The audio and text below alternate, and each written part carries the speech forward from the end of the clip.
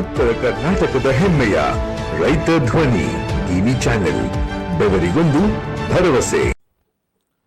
ರೈತ ಧ್ವನಿ ನ್ಯೂಸ್ಗೆ ಸ್ವಾಗತ.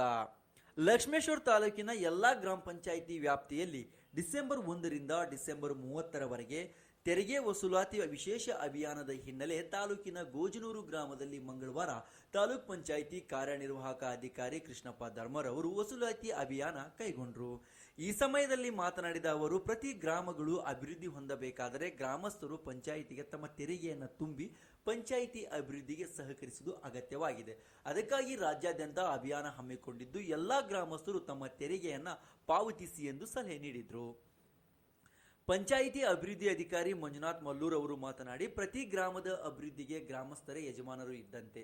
ಎಲ್ಲ ಗ್ರಾಮಸ್ಥರು ಈ ವಿಶೇಷ ಅಭಿಯಾನದ ಆಂದೋಲನದಂತೆ ಪಂಚಾಯಿತಿಗೆ ತುಂಬಬೇಕಾದ ತಮ್ಮ ಎಲ್ಲಾ ತೆರಿಗೆಯನ್ನು ತುಂಬಿ ಪ್ರತಿ ಗ್ರಾಮದ ಹಾಗೂ ಪಂಚಾಯಿತಿಯ ಅಭಿವೃದ್ಧಿಗೆ ಸಹಕರಿಸಿ ಎಂದರು. ಅಭಿಯಾನದಲ್ಲಿ ಗ್ರಾಮ ಪಂಚಾಯಿತಿ ಸಿಬ್ಬಂದಿ ವರ್ಗದವರು ಭಾಗಿಯಾದರು.